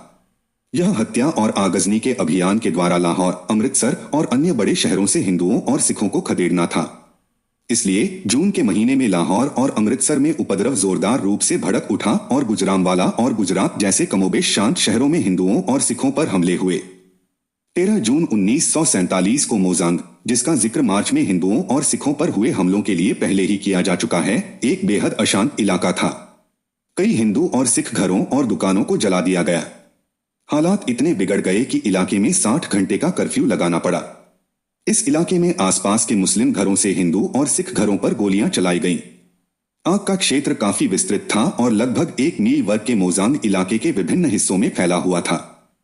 ऐसा प्रतीत होता है कि अब से लाहौर में मुस्लिम लीगियों की नीति आगजनी द्वारा विनाश की स्थापित नीति बन गई थी।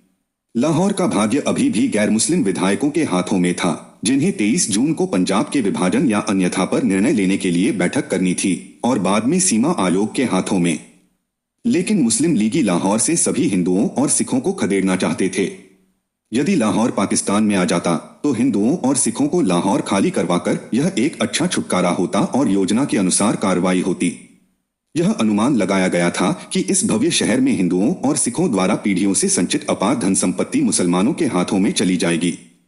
यदि लाहौर संयोगवश भारत को आवंटित हो जाता तो इस सुंदर शहर को नष्ट करके 15 अगस्त 1947 को भारत के नए शासकों को राख और राख के ढेर भेंट करना एक अच्छी बात होती।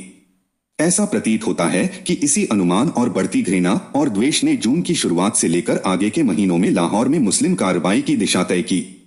यह भी कहा जाता है कि लाहौर के मुस्लिम गुंडों को अमृतसर में उनके साथियों ने शर्मिंदा कर दिया था, जिन्होंने उस शहर के हिंदुओं और सिखों की हत्या करने और अमृतसर शहर के लगभग 1/4 हिस्से को राख में बदलने में बहुत अच्छा काम किया था। प्रेस को दिए एक साक्षात्कार में लाहौर के जिला मजिस्ट्रेट श्री यूस्टिस ने खुलासा किया कि अमृतसर के मुस्लिम गुंडों ने व्यंग्यात्मक उकसावे के रूप में लाहौर के गुंडों को चूड़ियां, कांच की चूड़ियां और मेहंदी भेजी, जिससे यह संकेत मिलता था कि हिंदुओं और सिखों के खिलाफ कुछ भी न करने के कारण उनमें पुरुषत्व और नारीत्व का अभाव है। लाहौर के गुंडे स्पष्ट रूप से इससे बहुत आहत हुए और उन्होंने लाहौर के हिंदू और सिख इलाकों के एक बड़े हिस्से में आग लगाकर और शहर में चाकूबाजी और लूटपाट का अभियान चलाकर अपनी मर्दानगी का परिचय दिया, जो सक्रिय पुलिस और सरकारी समर्थन से बेरोक-टोक जारी रहा। 19 जून को जब कुछ गैर मुस्लिम कामगार रेलवे वर्कशॉप की ओर जा रहे थे तो उन पर बम फेंका गया, जिसमें कई लोग घायल हो गए। Brandreth road, bull road, Barkatali road, circular road और रेलवे रोड के मुस्लिम इलाकों में छुरा घोंपने की कई घटनाएं हुई। मोची गेट एक मुस्लिम इलाका के अंदर भी गैर मुस्लिमों पर छुरा घोंपने की घटनाएं हुई। नौलखा पुलिस स्टेशन के अंतर्गत आने वाला इलाका, जो एक घनी आबादी वाला मुस्लिम इलाका है, शहर में प्रवेश और निकास को नियंत्रित करता है, क्योंकि यह रेलवे स्टेशन और जनरल ट्रक स्टैंड के पास कई महत्वपूर्ण सड़क जंक्शनों के बगल में स्थित है। खतरनाक रूप से सक्रिय हो गया और इसे 42 घंटे के कर्फ्यू के तहत रखना पड़ा। इस दिन लाहौर में हिंदू और सिख इलाकों को जलाने का अब तक का सबसे व्यापक और सबसे लंबा अभियान हुआ। 19 जून की शाम को लाहौर शहर में 22 जगहें धधकती हुई दिखाई दी। आग लगाने वालों ने लंबे प्रशिक्षण और त्वरित आग लगाने वाली सामग्रियों के उपयोग से उपजी कुशलता और कुशलता के साथ अपना काम किया था। स्टिरअप पंपों की मदद से पेट्रोल छिड़का गया और फिर रुई के एक टुकड़े या जलते हुए रॉकेट से पूरी जगह को आग लगा दी गई। यहाँ और अन्य जगहों की तरह पीड़ित हिंदू और सिख, जिनके घरों और बस्तियों में इस तरह आग लगा दी गई थी, आग से लड़ने में या अगर उनकी इच्छा होती तो मुसलमानों पर उसी तरह जवाबी कार्रवाई करने में पूरी तरह असहाय थे। पूरी योजना लीग के आगजनी दस्तों ने पुलिस और अधिकारियों के साथ मिलकर अच्छी तरह से तैयार की थी। चयनित क्षेत्र में आमतौर पर कुछ छुरा घोंपने या मारपीट की घटनाएं होती थीं। फिर उस पर कर्फ्यू लगा दिया जाता था। चूंकि कर्फ्यू का प्रशासन मुस्लिम अधिकारियों और पुलिस के हाथों में था, इसलिए हिंदुओं और सिखों को स्वाभाविक रूप से कर्फ्यू के प्रावधानों का सख्ती से पालन करना पड़ता था। घर की बालकनी में या दीवार के ऊपर किसी हिंदू या सिख के दिखाई देने पर पुलिस गोली चला देती थी। मुस्लिम गुंडों के लिए ऐसा नहीं था। उन्हें खुलेआम घूमने की अनुमति थी। इसलिए कर्फ्यू के दौरान पुलिस की आड़ में, जो तट को पूरी तरह से साफ रखती थी, मुस्लिम उपद्रवी हिंदुओं और सिखों के घरों में आग लगा देते थे। यह आग तेजी से फैलती थी। इस आग से लड़ने के लिए घर से बाहर निकलने वाले किसी भी हिंदू और सिख को कर्फ्यू के नियमों का उल्लंघन करने के आरोप में गोली मार दी जाती थी। पुलिस हिंदुओं और सिखों को पूरी तरह से दूर रखती थी। इसलिए जून के बाद से लाहौर के हिंदुओं और सिखों के सामने यही विकल्प खुला था। या तो उन्हें अपने घर और घरेलू सामान जलाना होगा और खुद भी इनके साथ आग में जलना होगा, या फिर उन्हें आग बुझाने या अपने जलते हुए घरों से जान बचाकर भागने के प्रयास में पुलिस द्वारा गोली मार दी जानी चाहिए। 21 जून की सुबह लाहौर में पिछले 2 दिनों से भी ज्यादा भयानक और भयावह रही। इस दिन एक बस को मुस्लिम गुंडों ने मोची गेट के बाहर रोक लिया, जो एक विशुद्ध मुस्लिम इलाका था। हिंदू और सिख यात्रियों को बाहर निकाला गया और मुसलमानों को अलग लाइन में खड़ा होने के लिए कहा गया। ऐसे मौकों पर मुस्लिम गुंडों ने पीड़ितों के लिए छत्र, भेड़ या सुअर जैसे शब्दों का इस्तेमाल किया और ड्राइवरों से कहा कि अगर वे मुसलमान हो तो उन्हें अपना शिकार सौंप दें। इन दुखी यात्रियों में से 10 की चाकू मारकर हत्या कर दी गई और उन्हें सर्कुलर रोड पर मृत छोड़ दिया गया। इस दिन लाहौर शहर, चाहे वह चारदीवारी से घिरा हो या नया, में कुल मिलाकर 46 आग भड़की थीं। सिर्फ चारदीवारी वाले शहर में, जो एक घनी आबादी वाला इलाका था और लगभग 1 वर्ग मील में 3 लाख की आबादी रहती थी, हिंदू और सिख इलाकों में 20 आग जल रही थीं। चारदीवारी वाले शहर के डब्बी बाजार में स्थित गुरुद्वारा बावली साहिब को जलाने का प्रयास किया गया, लेकिन सैन्य गश्ती दल के पहुंचने से उसे बचा लिया गया। 22 जून को आगजनी का अभियान और भी व्यापक और सर्वव्यापी रूप ले लिया। इस दिन शहर के विभिन्न इलाकों में 69 जगहों पर आग लगी हुई थी। लाहौर का सबसे बड़ा और व्यस्ततम व्यापारिक केंद्र शाहलमी गेट, जो लगभग पूरी तरह से हिंदू बहुल था, इस बार मुसलमानों द्वारा विनाश के लिए चुना गया स्थान था। इस द्वार के अंदर के व्यापारिक क्षेत्रों को बंद करने का मतलब होगा हिंदुओं के लगभग पूरे व्यापार और जीविका के साधनों को ठप कर देना और लाहौर से हिंदुओं का एक सामान्य पलायन। हिंदुओं और सिखों के खिलाफ ज्यादतियों के लिए उच्च न्यायालय की जांच में शामिल कुख्यात मजिस्ट्रेट MG चीमा ने लाहौर में गैर मुस्लिम संपत्ति के अब तक के सबसे बड़े विनाश का निर्देश दिया था। कई व्यस्त शॉपिंग सेंटर, जिनमें से प्रत्येक में अपार व्यापार होता था, पूरी तरह से जलकर खाक हो गए। संकरी गलियों के दोनों ओर के घर गिर गए और मलबे से सड़कें अवरुद्ध हो गईं। आग से बचने की कोशिश कर रहे हिंदुओं पर पुलिस ने बार बार गोलीबारी की। मोहल्ला सरीन, बाजार सत्तान, पीपल विरहा आदि कुछ अन्य बस्तियां थीं जो आग से नष्ट हो गईं। मजिस्ट्रेट MG चीमा ने इन इलाकों के बदकिस्मत हिंदुओं और सिखों को कोई राहत पहुंचाने के बजाय केवल पुरुषों को गिरफ्तार किया और महिलाओं के साथ शर्मनाक, अपमानजनक और अत्यंत अभद्र व्यवहार किया, जिसका वर्णन इन बदकिस्मत महिलाओं ने भारत की अंतरिम सरकार के उपराष्ट्रपति पंडित नेहरू को, जब वे लाहौर आए, आंखों में आंसू भरकर सुनाया। हिंदू लाहौर के एक बड़े हिस्से के जल जाने और कृष्णनगर, चौबुर्जी और अन्य इलाकों में आगजनी की बार बार कोशिशों के साथ लाहौर से हिंदुओं और सिखों का एक व्यापक पलायन शुरू हो गया।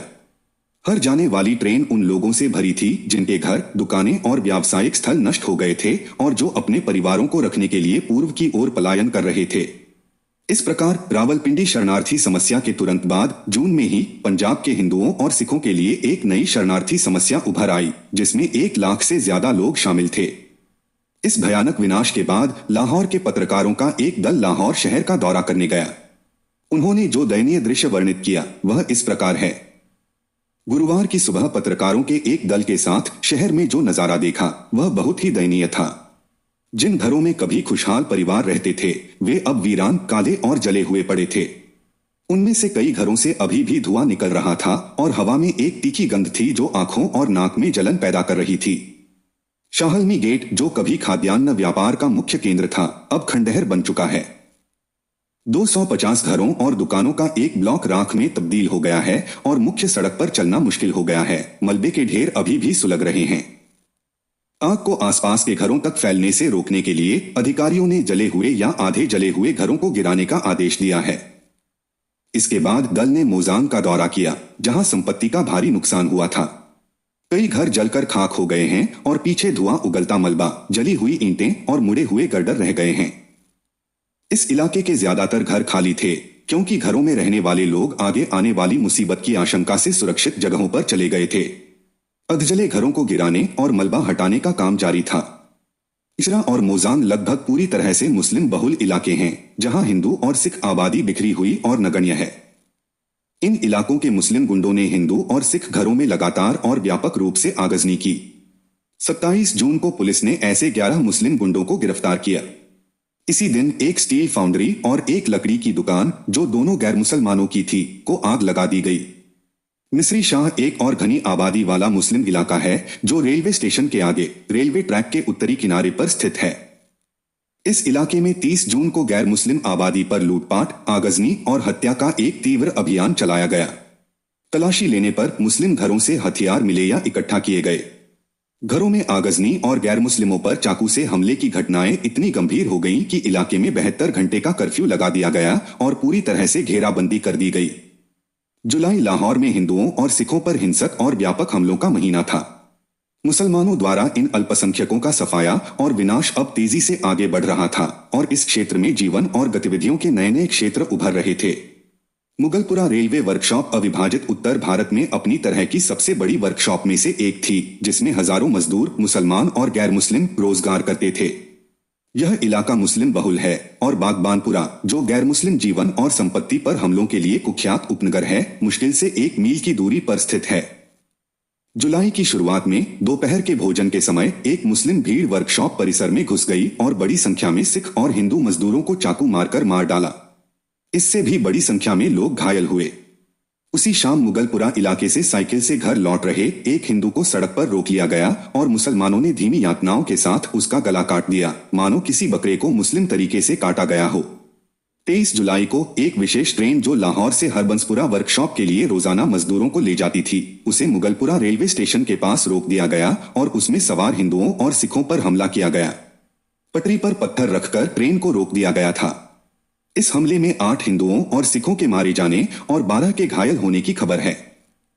इंजन चालक ने अपना धैर्य बनाए रखा, पटरी से अवरोध हटाया और ट्रेन को भगा दिया, जिससे और ज्यादा जनहानि टल गई। इसी दिन लाहौर के विभिन्न मुस्लिम इलाकों जैसे टिब्बी, भाटी गेट और नौलखा इलाके से हिंदुओं और सिखों पर चाकू से हमला करने और गोली मारने की आधा दर्जन से ज्यादा घटनाएं सामने आईं। आगजनी की कई घटनाएं हुई, जिनमें सबसे गंभीर भाटी गेट के बाहर एक हिंदू सिनेमाघर को जला देना था। 30 जुलाई को अमृतसर से लगभग 15 मील दूर तंगरा स्टेशन के पास एक ट्रेन पर हमला हुआ और कई यात्री मारे गए। मुस्लिम लीगियों ने ट्रेन लूटना हिंदुओं और सिखों के खिलाफ अपनी युद्ध पद्धति का एक अहम हिस्सा बना लिया था। कुछ दिन पहले होशियारपुर के पास भी एक ट्रेन पर इसी तरह का हमला हुआ था। मुगलपुरा ट्रेन हमले का जिक्र ऊपर किया जा चुका है। वजीराबाद स्टेशन पर कई यात्रियों की नृशंस हत्या कर दी गई, जिसके बाद मुस्लिम हमलावरों ने हिंदुओं की दुकानों और व्यावसायिक परिसरों में आग लगा दी। पंजाब नेशनल बैंक और लक्ष्मी कमर्शियल बैंक की वजीराबाद शाखाओं को लूटने के बाद जला दिया गया। पंजाब एंड कश्मीर बैंक के कैशियर को चाकू मार दिया गया। मिस्री शाह एक और घनी आबादी वाला मुस्लिम इलाका है जो रेलवे स्टेशन के आगे रेलवे ट्रैक के उत्तरी किनारे पर स्थित है। इस इलाके में 30 जून को गैर मुस्लिम आबादी पर लूटपाट, आगजनी और हत्या का एक तीव्र अभियान चलाया गया। तलाशी लेने पर मुस्लिम घरों से हथियार मिले या इकट्ठा किए गए। घरों में आगजनी और गैर मुस्लिमों पर चाकू से हमले की घटनाएं इतनी गंभीर हो गईं कि इलाके में 72 घंटे का कर्फ्यू लगा दिया गया और पूरी तरह से मलक्वाल की एक प्रसिद्ध मंडी को जला दिया गया। रेलगाड़ियां अल्हा नामक एक रेलवे स्टेशन पर रोक दी गईं, जहां कई लोग मारे गए। रावलपिंडी में एक घर के अंदर 2 साल के बच्चे सहित 3 लोगों की गोली मारकर हत्या कर दी गई। चकवाल लाइन पर एक बड़ा हादसा पुलिस और उसी ट्रेन में यात्रा कर रहे एक एंग्लो इंडियन रेलवे इंस्पेक्टर के साहस की बदौलत टल गया। स्टेनगन से लैस लगभग आधा दर्जन गुंडों के एक गिरोह ने उत्तर पश्चिम रेलवे के हरनाल और मंदराभौन सेक्शन के बीच रेल रोक दी।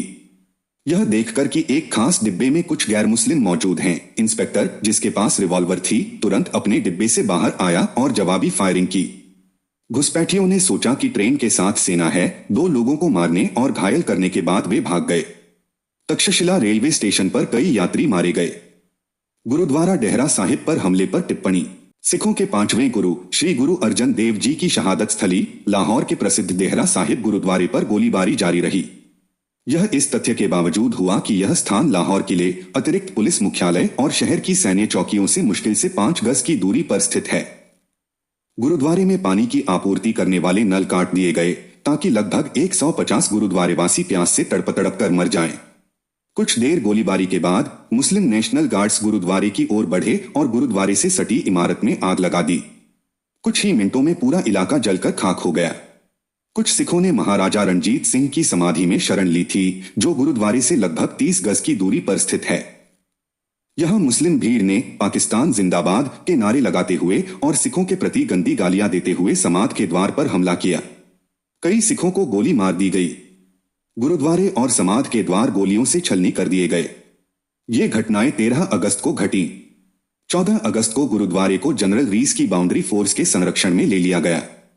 डब्बी बाजार में स्थित बावली साहिब गुरुद्वारा, जो 2 घनी मुस्लिम बस्तियों के पास है, 4 जून को आग की लपटों में घिर गया और जो भी सिख अंदर थे उन्हें या तो गोली मार दी गई या जिंदा भून दिया गया।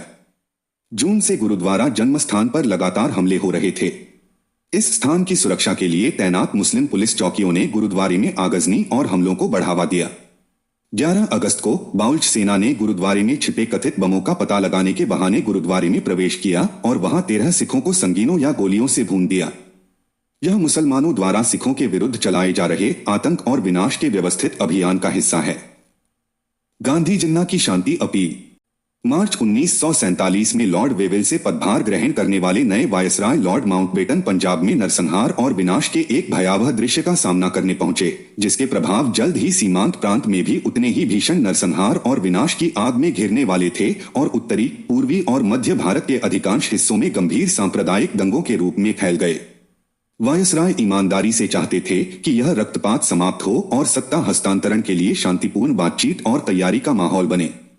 इसलिए रावलपिंडी संभाग और मुल्तान की हिंदू और सिख आबादी के एक बड़े हिस्से के उजड़ने के बाद अमृतसर में सांप्रदायिक हमलों की पुनरावृत्ति के बीच उन्होंने महात्मा गांधी और जिन्ना द्वारा देश के नाम एक शांति अपील शुरू की। यह अपील, जिसका पाठ आधुनिक प्रचार तकनीक से ज्ञात दर्जनों तरीकों से पूरे देश में प्रचारित किया गया, देश के कोने कोने तक पहुंचाई गई। विशेष रूप से पंजाब में इसका प्रचार वास्तव में जबरदस्त था। अपील की घोषणा करने वाला विज्ञप्ति, जिस पर दोनों नेताओं के हस्ताक्षर थे, इस प्रकार था।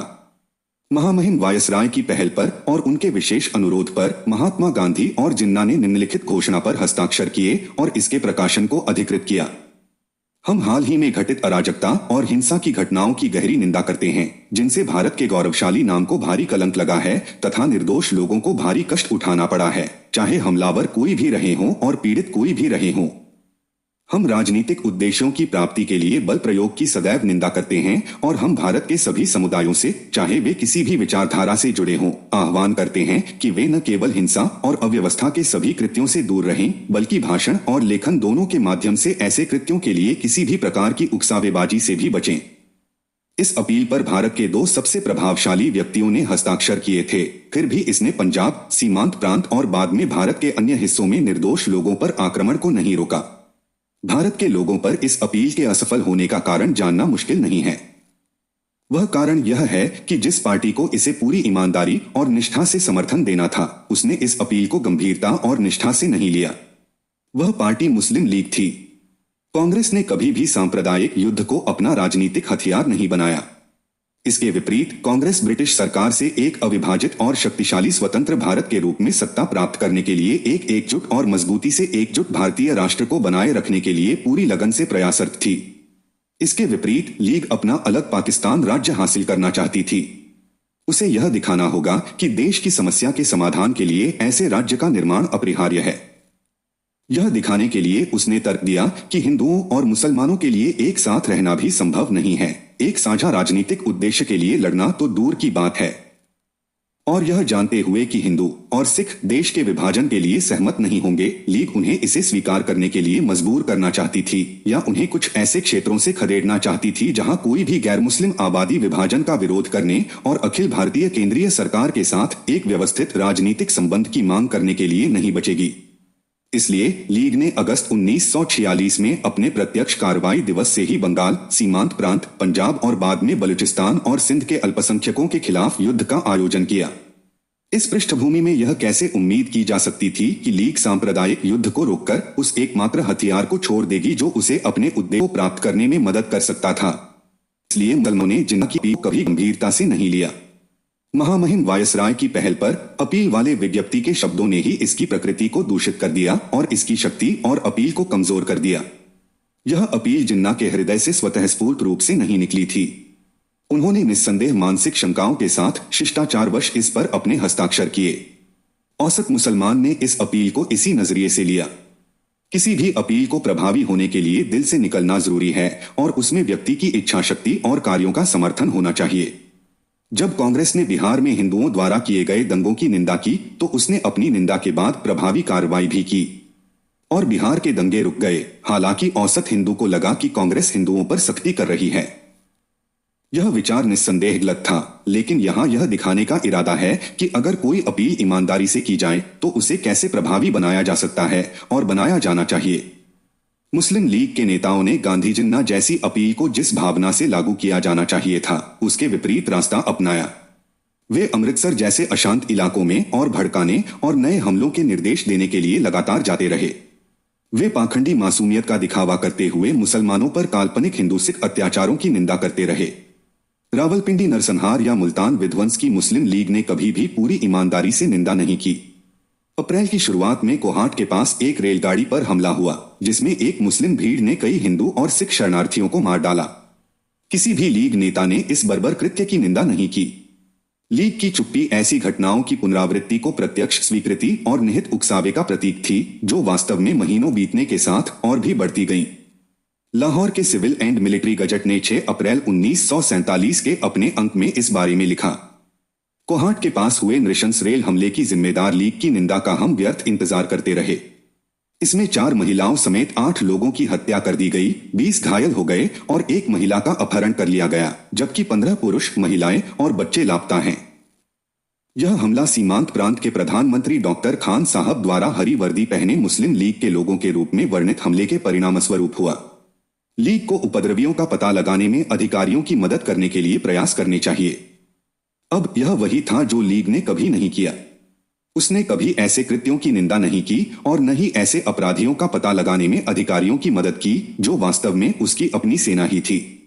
याद कीजिए कि महात्मा गांधी ने बिहार दंगों में मुसलमानों के हिंदू हत्यारों को न्याय के सामने आत्मसमर्पण करने के लिए सफलतापूर्वक राजी किया था। मास्टर तारा सिंह ने बार बार कहा, और सही भी, कि किसी भी शांति वार्ता का एकमात्र आधार यह हो सकता है कि लीग हिंदुओं और सिखों के खिलाफ मुस्लिम हिंसा की निंदा करे और मुस्लिम अपराधियों का पता लगाने में मदद करे। जब गांधी जिन्ना अपील जारी की गई तो सिविल एंड मिलिट्री गजट ने इस पर संपादकीय लिखा, क्या जिन्ना उत्तर पश्चिमी सीमा प्रांत में मुस्लिम लीग के असंवैधानिक आंदोलन पर प्रतिबंध लगाकर दस्तावेज पर अपने हस्ताक्षर का सम्मान करेंगे। महात्मा गांधी इस बात से निराश थे कि जिन्ना ने उनकी अपील पर अमल नहीं किया।